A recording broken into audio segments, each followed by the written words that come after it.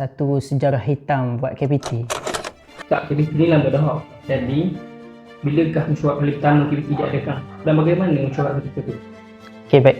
27 hari bulan 2 1964, mesyuarat agung tahunan kali pertama diadakan oleh KPT. Melalui mesyuarat tersebut, kita telah melantik 5 orang wakil dan 5 orang inilah yang bertanggungjawab untuk menyatukan dan mengumpulkan semua anak-anak Terengganu dan menguruskan kebajikan pelajar-pelajar Terengganu di seluruh Mesir pada ketika itu. Dan siapakah pengurusi ketika itu? Pengerusi pada ketika itu, selain pada 5 orang wakil kita lantik tadi, kita lantik juga pengerusi pertama iaitu Ustaz Sulaiman bin Ali. Ustaz, dalam ketika itu ada tak pelajar Terengganu ni daripada akhwat? 1964. Ya. Kalau 1964, rombongan pertama dari kalangan pelajar akhwat seramai 2 orang sahaja. Kalau kita tengok, KPT telah ada 2 bangunan seperti ini. Dan setahu Ana, sebelum ni KPT pernah ada sebuah rumah yang telah dijual. Betul? Bagaimanakah langkah awal KPT untuk mendapatkan rumah kepada pelajar Terengganu? Berkenaan langkah awal, langkah pertama yang dibuat oleh KPT dalam usaha mendapatkan rumah Terengganu pada tahun 1969.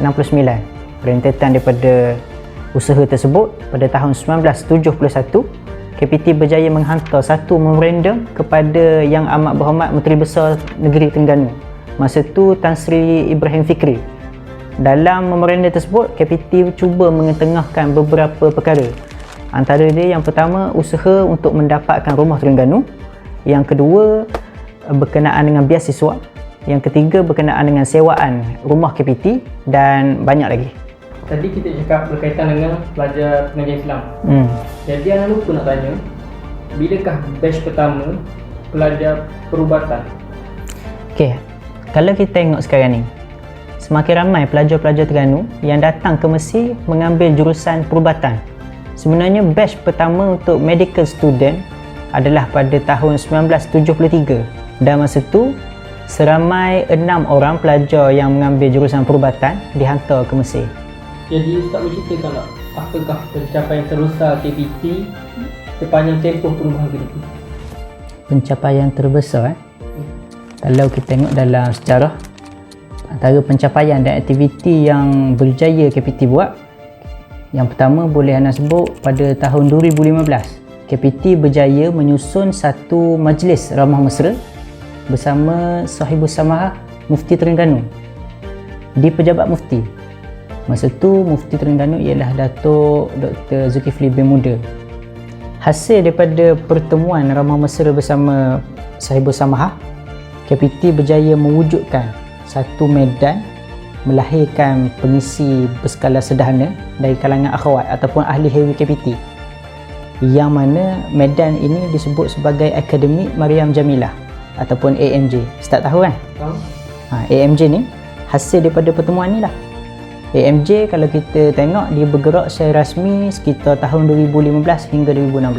Tahun 2017, KPT berjaya mengadakan satu program mega yang dinamakan sebagai Ziarah Umrah Mekah dan Madinah di bawah seliaan Biro Kebajikan pada sesi 2016-2017, dan pada masa itu Biro Kebajikan ialah Ustaz Azam Tamimi.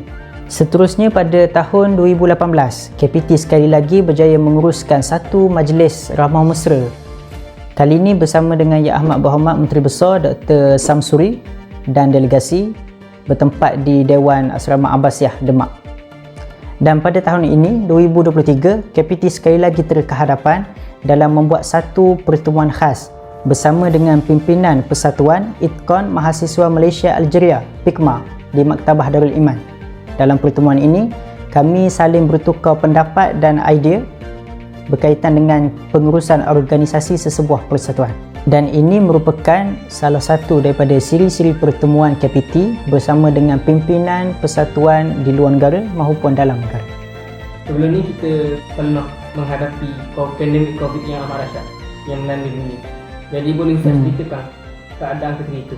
Baik, cerita tentang COVID, satu sejarah hitam buat KPT yang mana memberi kesan yang sangat besar kepada ahli dan juga persatuan KPT itu sendiri. Hampir semua pelajar KPT pulang ke Malaysia yang berbaki di Mesir seramai 17 orang dengan 4 orang pimpinan di kompleks dan di rumah sewa. Kemudian 2 tahun selepas itu, 2022, apabila COVID semakin pulih dan semakin membaik, pelajar-pelajar yang pulang tadi sebahagian besarnya kembali semula ke Mesir untuk sambung pengajian yang berbaki. Ada juga tak pelajar yang tidak sambung Ada. kembali? Ramai juga yang sambung di Unisham dan sebagainya. Boleh ceritakan kejayaan terbaru yang berjaya dicapai? Kejayaan terbaru. Ya. Tahun 2023, kita berjaya memiliki sebuah lagi bangunan baru bertempat di Awal Sabah. Sedikit kronologi ringkas. Pada tahun 2022, YAB yang amat berhormat Menteri Besar Dr. Sam merasmikan bangunan. Kemudian pada tahun 2023, kemasukan kali pertama ahli KPT ke Wisma Darul Iman. Jadi terima kasih Ustaz kerana sudi berkongsi. Sama-sama, insya-Allah.